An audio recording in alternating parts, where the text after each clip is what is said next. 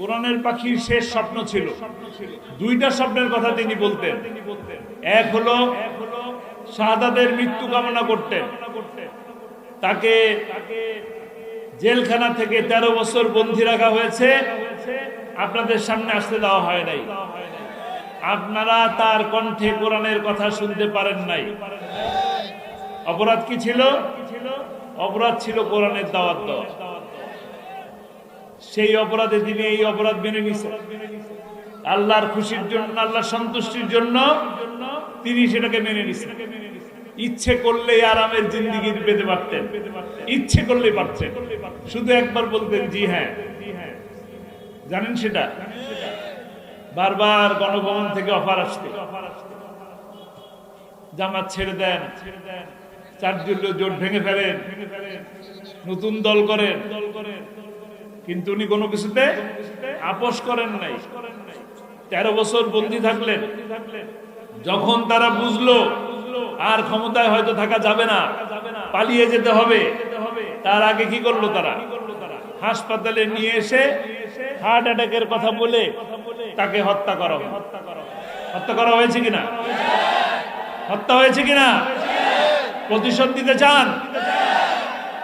আমিও প্রতিশোধ নিতে চাই, কঠিন প্রতিশোধ নিতে চাই। কিভাবে নেব? দ্বিতীয় স্বপ্ন হলো, তিনি স্বপ্ন দেখতেন, মাহফিলের মধ্যে বলতেন, কোরআনের রাজ প্রতিষ্ঠা হয়েছে, এই দৃশ্য দেখে যেন আমার মৃত্যু হয়। আমরা কি সেই কোরআনের রাজ প্রতিষ্ঠা করতে প্রস্তুত আছি? রাজি আছি? যদি কিনা কোরআনের রাজ প্রতিষ্ঠা করতে পারি, তবেই চরম ভাবে আল্লামা সাঈদীর হত্যার প্রতিশোধ নেওয়া হবে। আর কোন পন্থা আছে? হত্যার বদলা হত্যা করে লাভ হবে? আপনি যদি শেখ হাসিনারে খুন করেন, কোন লাভ হবে? বরঞ্চ সে অনেকের মনের মধ্যে জায়গা নিয়ে নেবে, ভালোবাসার জায়গা। মেরে ফেললে তাই হয়। কিছুদিন তো শেখ মুজিব সাহেব মানুষের মনের মধ্যে জায়গা নিয়ে নিছিলেন কিনা?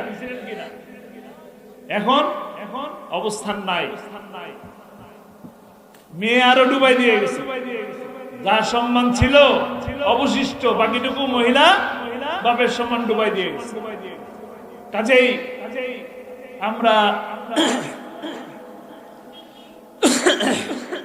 আমরা আপনাদের কাছে আহ্বান জানাবো, আমরা এখানে যে কয়জন উপস্থিত আছি, এই কয়জন মিলে কি কোরআনের রাজ প্রতিষ্ঠা করতে পারবো? সম্ভব? সম্ভব না। সবাই বুঝি আমরা নাকি? তাহলে কি করতে হবে? সংখ্যা আরো বাড়াতে হবে, আরো বাড়াতে হবে। এক একজন কতজন? মাত্র 20 জন টার্গেট, 20 জন। যে 10 জন বলছে তার জন্য 20 জন। 20 জনে রাজি আছি? এক একজনে আরো 20 জনকে টার্গেট নেব, কোরআনের দাওয়াত দেব, আল্লাহর সন্তুষ্টির জন্য, আল্লাহর খুশির জন্য। যখন এই এক একজনে 20 জন করতে পারবো, তখন কোরআনের রাজ ইনশাআল্লাহ প্রতিষ্ঠা হবে। ইনশাআল্লাহ। আমরা এই মুহূর্তকে বলি যে ভালো আছি নাকি? আগের তুলনায় ভালো আছি? আগে ভালো ছিলাম না? এখন ভালো আছি আলহামদুলিল্লাহ। মূলত সময়ের ব্যবধানে কিছুদিন ভালো থাকি, কিছুদিন পর আবার খারাপ হয়ে যায়, ভালো থাকে না বেশি দিন, ভালোটা ভালো থাকে না, তাই নয় কি? আমি কিছুদিন আগের কথা বলি। একটা সময় আমরা ভারত, পাকিস্তান, বাংলাদেশ সব একসাথে ছিলাম কিনা? পাক ভারত উপমহাদেশ বলা হতো। 1947 সালে সাম্প্রদায়িক দাঙ্গা, যুদ্ধ, রক্ত এবং জীবনের বিনিময়ে এই ভারত উপমহাদেশ ভাগ হয়ে গেল, পাকিস্তান এবং ভারত। আমরা একটা ক্ষুদ্র অংশ নিয়ে পাকিস্তানের সাথে থাকলাম, ভালো থাকলাম, কিছুদিন ভালো ছিলাম। এরপরে দেখলাম আমাদের ন্যায্য অধিকার থেকে আমরা বঞ্চিত হচ্ছি, বৈষম্যের শিকার হচ্ছি। 69-এর গণঅভ্যুত্থান হলো, 71-এর যুদ্ধ হলো। 71-এর যুদ্ধে অসংখ্য মানুষের জীবনের বিনিময়ে অসংখ্য মানুষ, বলা হয় 30 লক্ষ মানুষ, 30 লক্ষ মানুষের জীবনের বিনিময়ে আমরা বাংলাদেশকে স্বাধীন করলাম। পেলাম কি? 55,500 বর্গ মাইল এই সুন্দর একটি ভূখণ্ড পেলাম। মনে করলাম ভালো আছি, বললাম আলহামদুলিল্লাহ। এরপরে কিছুদিন যেতে না যেতে যাদের নেতৃত্বে দেশ স্বাধীন হলো, যাদের নেতৃত্বে দেশ স্বাধীন হলো, তারা দুষ্কৃতিকারীদের, আর্মি অফিসারদের গুলিতে নিহত হলেন। সিপাহী বিপ্লব হলো। আবার একজন সরকার আসলেন, কিছুদিন যেতে না যেতে তিনিও শহীদ হয়ে গেলেন। আবার একজন আসলেন, তিনি 9 বছর আমাদেরকে শাসন করলেন, রাজা হয়ে থাকলেন। আবার 10 বছরের সাজা নিয়ে তিনি ভিতরে ঢুকে গেলেন। ঠিক কিনা? ভালো থাকলাম, আবার খারাপ হয়ে গেল। ভালো বেশি দিন থাকা গেল না। আবার আন্দোলন হলো, ভোটের রাজনীতিতে একদল ক্ষমতায় আসলেন। কিছুদিন যেতে না যেতে বিরোধী দল আবার আন্দোলন করলেন, আবার তারা ক্ষমতায় আসলো, আবার আন্দোলন হলো। 4 দলীয় জোট গঠন হলো। তারপরে 4 দলীয় জোটের পরে আবার 4 দলীয় জোট ক্ষমতায় আসলো। 4 দলীয় জোট থাকলেও বললাম ভালো আছি। কিছুদিন ভালো থাকার পরে দেখলাম আবার আন্দোলন, ভালো নাই। সারা দেশ থেকে লগি বৈঠকে দাওয়াত দেওয়া হলো ঢাকায়। লগি বৈঠা আসলো ঢাকায়। 11 জন মানুষকে রাজপথে পিটিয়ে পিটিয়ে হত্যা করা হলো। হত্যার পরে নৃত্য করলো। তারপর তারা আবার ক্ষমতায় আসলো। এসে 16 বছর একটানা ক্ষমতায় থাকলেন কিনা? ভোটের রাজনীতি আর থাকলো না। তাদের দলের লোকও তাদেরকে ভোট দিতে পারে নাই। ক্ষমতায় থাকলেন। ভালো ছিলাম?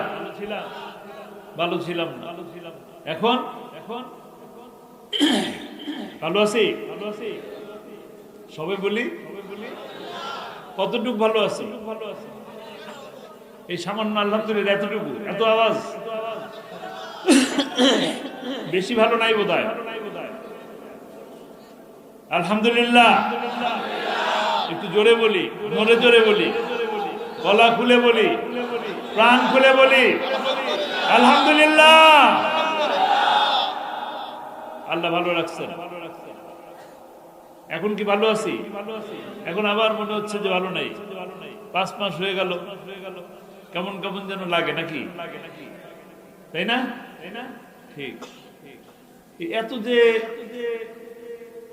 সরকার আসলো আর গেল, আমরা কারো কি সুনাম বলি? সুনাম বলি না। সবগুলোই কিন্তু খারাপ ছিল বলা হয়। খারাপের থেকে খারাপ, তার থেকে খারাপ, আরো খারাপ, খারাপের পর খারাপ। এই যে বারবার সরকার পরিবর্তন হয়, প্রতি সরকার পরিবর্তনের জন্য মানুষের জীবন যায়, রক্ত যায়, জেলে যেতে হয়, রিমান্ডে যেতে হয়, ডান্ডা বেরি পড়তে হয়, গুম হয়ে যেতে হয়, খুন হয়ে যেতে হয়। এরপরে আবার কিছুদিনের জন্য শান্তি আসে। কিন্তু বৈষম্য দূর হয় কেন? বৈষম্য দূর হয় না, কারণ মানব রচিত মতবাদ দিয়ে বছরকে বছর মানুষকে শাসন করার চেষ্টা করা হয়েছে। আর যদি আমরা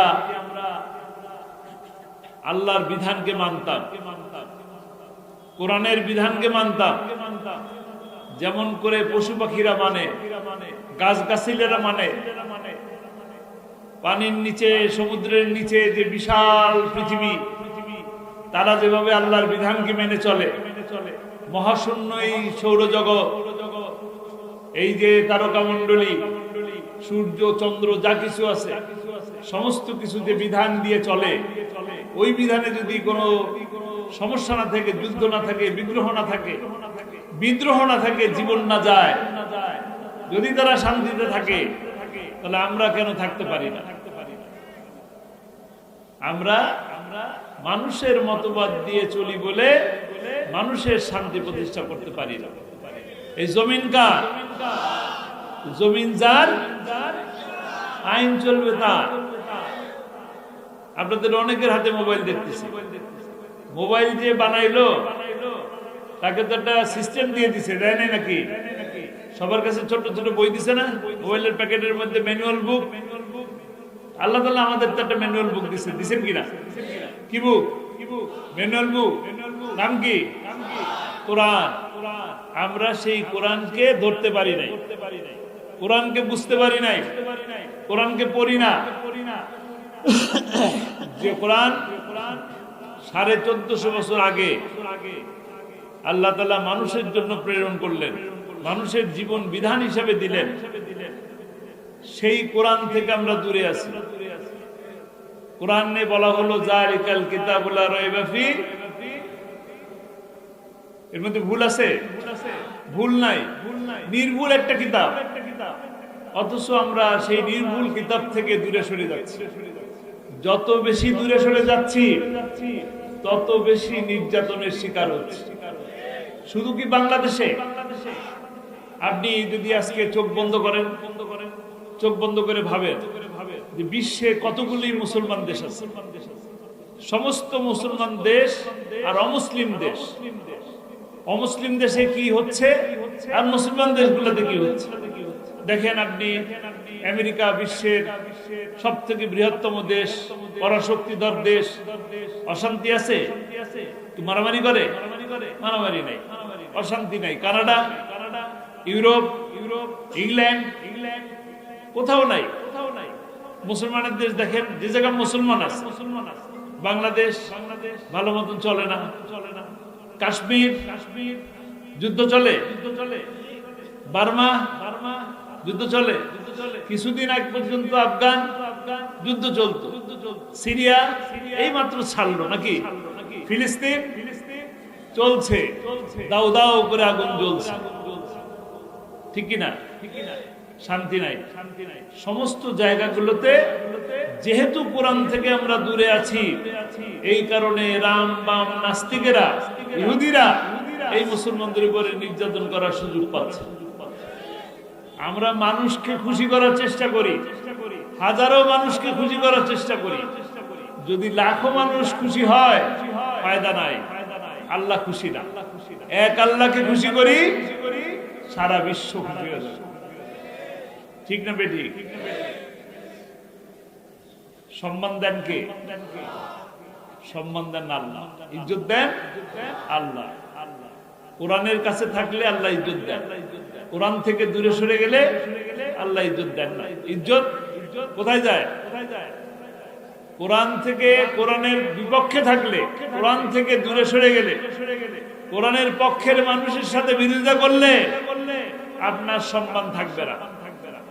দেখছেন না, গরম গরম ভাত, ধোয়া উঠতেছে, মাছ, শাক সবজি, গোস্ত রান্না হয়ে গেছে, খাওয়ার সুযোগ পাওয়া গেছে?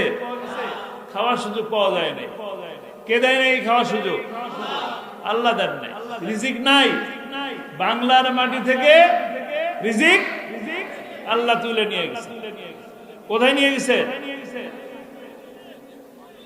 কোরআনের পাখি আল্লামা সাঈদী বলছিলেন, আমাদেরকে বলো মৌলবাদী, আমরা হইলাম মূলবাদী। কি বাদী? তোমরা হইলে আগাবাদী। যদি বেশি বাড়াবাড়ি করো, 12 কোটি মুসলমান গোড়া ধরে নারা দেবে।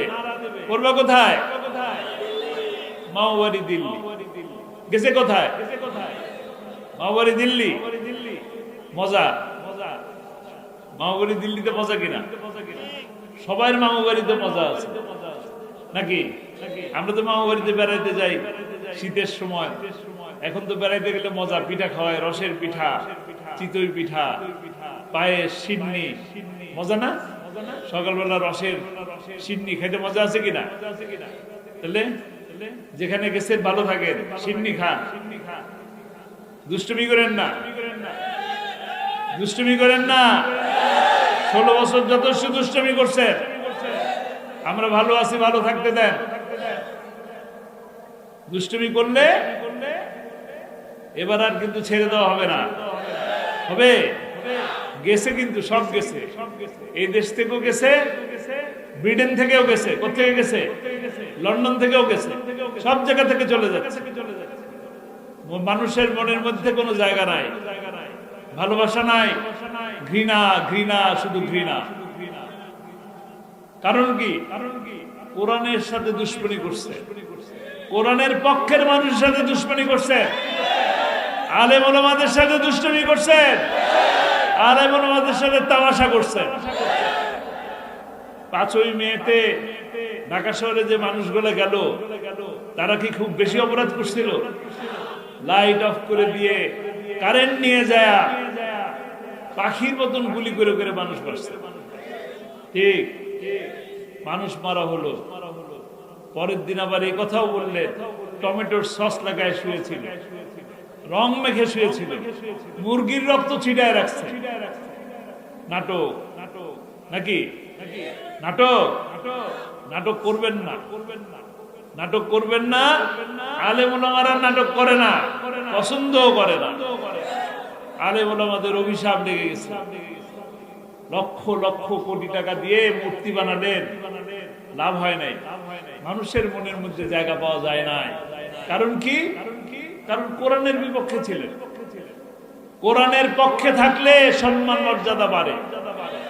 কোরআন যে মাসে নাজিল হয়েছে, রমজান মাস, রহমত, বরকত, নাজাতের মাস, সম্মানিত মাস, যে রাতে কোরআন নাজিল হয়েছে, সেই রাত 1000 মাসের থেকে শ্রেষ্ঠ মাস, শ্রেষ্ঠ রাত। মর্যাদা কার? কোরআনে। যে মানুষ কোরআনের কথা বলে, যে মানুষ কোরআনের দাওয়াত দেয়, তারও মর্যাদা বেশি। বেশি কিনা? কোরআনের পাখির মর্যাদা কি? বেশি। কোরআনের পাখির মানুষ, পাখি কি ভালোবাসে? ওটা বাংলাদেশের মানুষ ভালোবাসে। আপনি বাংলাদেশ থেকে চলে গেছেন, কেউ দুঃখ করে নাই, কেউ কষ্ট পায় নাই, সবাই আলহামদুলিল্লাহ বলছেন, এখনো বলে আলহামদুলিল্লাহ। কিন্তু কোরআনের পাখির বিরুদ্ধে ফাঁসির রায় দিলেন, মানুষ জীবন দিল। ফাঁসি কার্যকর হয়েছে? হয় নাই। শুধু রায়ের প্রতিবাদ করতে যে 248 জন মানুষ জীবন দিলেন 5 দিনে। ভালোবাসা কিসের? কোরআনে। সম্মান কিসের? কোরআনে। একমাত্র কোরআনে, কোনো কিছু না, শুধু কোরআনের জন্য। যিনি কোরআনকে ধারণ করবেন, তিনি একইভাবে সম্মানিত হবেন। আপনি, আমি, আমরা যারা আছি সকলে কোরআনকে যদি ভালোবাসেন, কোরআন যদি পড়তে পারি, জানতে পারি, তবে কোরআন দিয়ে জীবন গড়লে একই রকম ভালোবাসা আপনিও পাবেন, সম্মানিত। দুনিয়াতে যেমন সম্মানিত হবেন, একইভাবে আখিরাতেও একইভাবে সম্মানিত হবে। বিশ্বাস করেন? বিশ্বাস করেন? দেখেন, যে মানুষটা কোরআনের পাখিকে ফাঁসির রায় দিলেন, তাকে কোথায় পাওয়া গেছে? জঙ্গলে। কি অবস্থায়?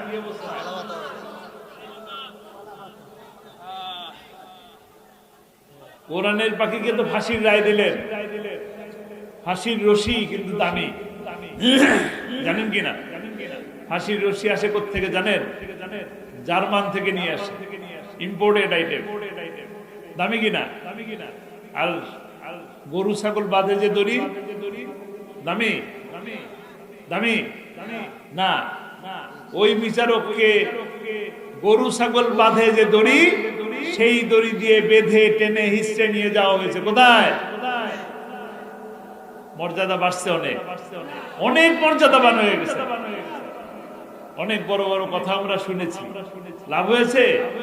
লাভ হয় নাই। কোরআনের বিপক্ষে যাবেন, পরিণতি হবে কি? ঢাকা শহরে একজন আছেন দরবেশ, আপনাদের দেশে কি বলে, কুমিল্লা কি বলে, 1000 কোটি টাকার চোর, কি বলে তাকে? দরবেশ। দরবেশে কিভাবে পাওয়া গেল? নৌকায় বসে আছে, নৌকার মাঝি, দাড়ি নাই, মোছ নাই। সম্মানিত হলে সম্মান বাড়লো? বাড়ে নাই। টাকায় কোনো কিছু আসে যায় নাই। টাকা তাকে সম্মান দিতে পারে নাই, টাকা তাকে মর্যাদা দিতে পারে নাই, টাকা তার মর্যাদা ধ্বংস করে দিচ্ছে। ভাঙ্গা চূড়া নৌকার মধ্যে বসায় রাখছে, লুঙ্গি পরায়া, তারপরে ধরে বান্ধি নিয়ে গেছে। লাভ হইছে? কোরআনের বিপক্ষে থাকলে মর্যাদা বাড়ে না, মর্যাদা চলে যেতে থাকে, সম্মান হানি হয়, ইজ্জত থাকে না। যার ইজ্জত নাই তার তো ইজ্জত হারানোর কিছু নাই, আছে? হারানোর কিছু আছে? একজন বলছে যে আমি শেখের বেটি পালায় না। শেখের বেটি পালায়? শেখের বেটি কি পালায়? তাহলে সে কি শেখের বেটি? কোনটা সত্যি? কোনটা সত্যি? আল্লাহ ভালো জানে, আমরা জানি না, নাকি? শেখের বেটি পালায় না, আবার বলে কাছেই আছে। চট করে কি করবে?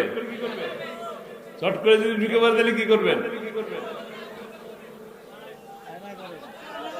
চট করে যদি চলে আসে কট করে ধরে ফেলবেন, কট করে ধরে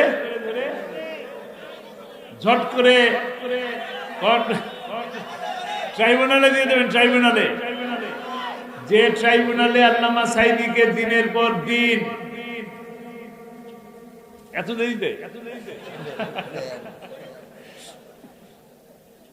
দিনের পর দিন এই ট্রাইব্যুনালে নিয়ে আসা হয়েছে, বৃষ্টির মধ্যে, রোদের মধ্যে, শীতের মধ্যে। কোরআনের পাখি কোরআনটাকে বুকে ধরে হেঁটে হেঁটে চলে গেছেন, দোতলা তিনতলা হেঁটে উঠছেন, প্রতিবাদ করেন নাই। দোতলার কথা বলে 4 তলায় উঠাও কেন? প্রতিবাদ করছে কখনো? চোরেদের সবসময় গলা বড় থাকে। আমরা এখন দেখি আলেম ওলামাদেরকে ডান্ডা বেরি পরায় নিয়ে যাওয়া হয়েছে, আর এখন দেখি যে কোট প্যান্ট পরে এমন ভাবে যায় মনে হচ্ছে অফিস করতে যাচ্ছে। মানেন? মানেন আপনারা? আমি মানতে পারি না, আমি মানতে পারি না। চোরের কোনো সম্মান হতে পারে না। চোর যে চোরই দেয়, সে 2 টাকার চুরি তো করুক আর 1000 কোটি টাকা চুরি করুক, চোর সে চোরই, তার কোনো মর্যাদা দেওয়া হতে পারে না।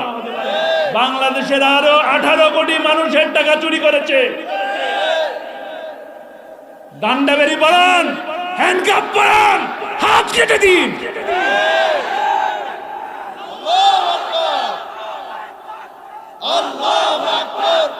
যার যার যার পেটে ভাত আছে, যার উপার্জন ক্ষমতা আছে, যার ঘর চলে, সংসার চলে, সে চুরি করলে তার হাত কাটা যাবে। কিন্তু যার পেটে খাবার নাই, আমরা খাবার দিতে পারি না, রাষ্ট্র খাবার দিতে পারে না, আত্মীয় স্বজন খাবার দেয় না, পেটের দায়ে চুরি করছে, তার হাত কাটবেন না। এই বিধান আল্লাহ দেন নাই। বিধান দিছেন যার পেট ভরা আছে তারপরে চুরি করতেছে। যেগুলো আজকে জেলের মধ্যে আছেন, এদের পেট ভরা ছিল না খালি ছিল?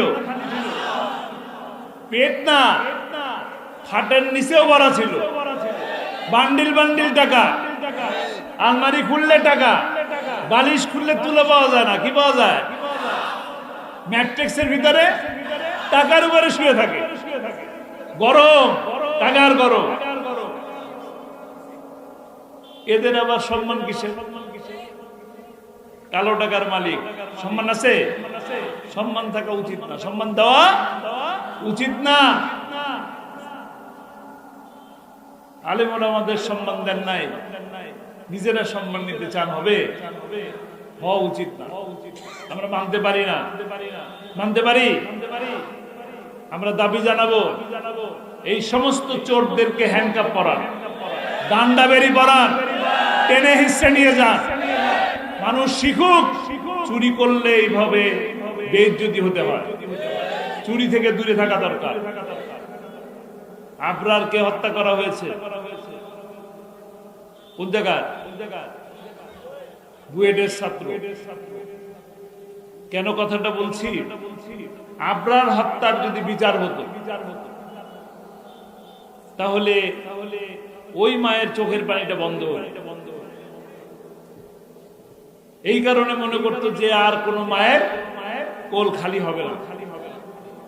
বিচার পাওয়া যায় কিন্তু বিচার পাওয়া যাচ্ছে না। যাচ্ছে আজকে 16 জুলাই থেকে 5 আগস্ট পর্যন্ত 2000 মানুষকে হত্যা করা হলো।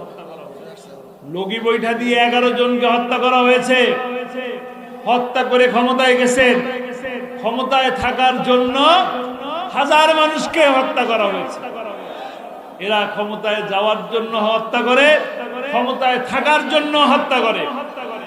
কাজেই এদেরকে আর বাংলার মানুষ দেখতে চায় না। আর কোন সুযোগ আছে? আমরা কাদের পক্ষে থাকবো?